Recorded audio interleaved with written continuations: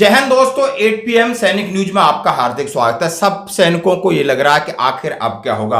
OROP 3 का declaration हो गया। बहुत सारा कंफ्यूजन, बहुत सारी ऊपर नीचे हो रही है, काफी मैनिपुलेटिंग किया गया, लेकिन जिसकी बढ़ोतरी हुई है, हाँ जी दोस्तों, टेबल नंबर 7 के अनुसार उनके कोरिजेंडम पीपीओ जारी किए जा रहे हैं और उनकी पेंशन बढ़ोतरी और उनका एरियर मिल जाता है। यदि आपको इसमें कहीं समस्या आ रही है, जैसा कि आपने देखा होगा, टीओई टर्म्स ऑफ एंगेजमेंट एक चार्ट निकल के आया जो कि सर्कुलर नंबर 5 में ये पूरी तरीके से दर्ज है कि किस रैंक की कितनी सर्विस। तो उसमें आपको चिंता करने की बात नहीं है कि सिवाय एक लेफ्टिनेंट, सूबेदार मेजर लेफ्टिनेंट बनता है तो उसको सीधा सीधा घाटा दिख रहा है। बाकी की टर्म्स ऑफ एंगेजमेंट की सर्विसें जितनी है, जितना कम एक्सटेंशन करके सर्विस करते हैं। सवाल यह है कि यानी कि आप जिसकी सर्विस कम है उसको ओआरओपी 3 में फायदा कम हुआ है, लेकिन ओआरओपी का मुख्य मकसद यह था कि कम सर्विस में रिटायर्ड होने वालों को फायदा मिले, लेकिन पीएमआर को आउट भी कर दिया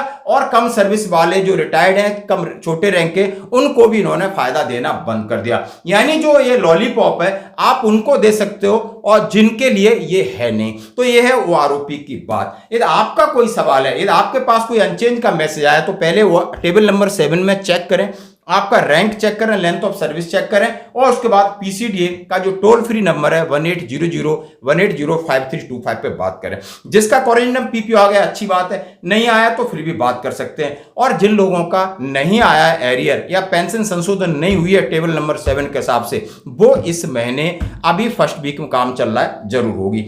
तो ओआरओपी 3 के बाद बात करूंगा डीए डीआर की। हाँ जी दोस्तों, कल कैबिनेट की बैठक थी और कैबिनेट बैठक में सबको बड़ी उम्मीद थी कि डीए डीआर और बोनस की घोषणा होगी। लेकिन दोस्तों 78 दिन का बोनस रेलवे की तो घोषणा हो गई, लेकिन डीए डीआर पर सरकार शांत रही। किसानों के लिए उन्होंने दिया मेट्रो रेल भाषा, कई कैबिनेट बैठक जो माननीय प्रधानमंत्री जी की अध्यक्षता में संपन्न हुई, बहुत सारी उसमें चीजों की घोषणा हुई, जैसा कि आप सभी को बता दिया है।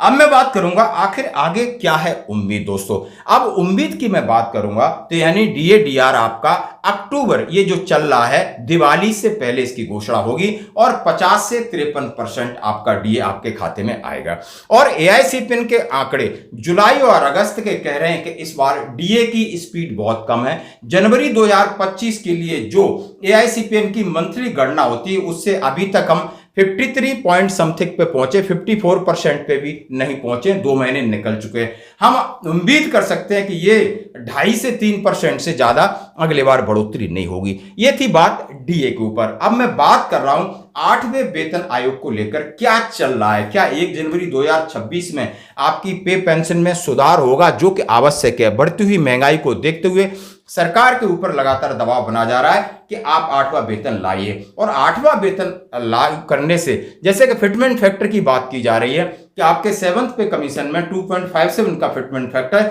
जिससे आपको काफी नुकसान हुआ था। अभी मैं बात करूंगा कि लेस नायक, जो कि पे लेवल 3 में आता है, नायक 4 में, हवलदार 5 में, नायब सूबेदार 6 में, सूबेदार 7 में, सूबेदार मेजर 8 में, और उसके बाद 10 में लेफ्टिनेंट, सूबेदार मेजर, लेफ्टिनेंट कैप्टन, ये 10 और 9 में आते हैं। यानी इसके हिसाब से यदि अभी जो फिटमेंट फैक्टर की बात हो रही 1.92 शायद संशोधित फिटमेंट फैक्टर हो सकता है। इससे आपको कितना फायदा होगा, इसके लिए मैं एक सेपरेट वीडियो बनाऊंगा। तो दोस्तों ये थी बड़ी अपडेट। धन्यवाद।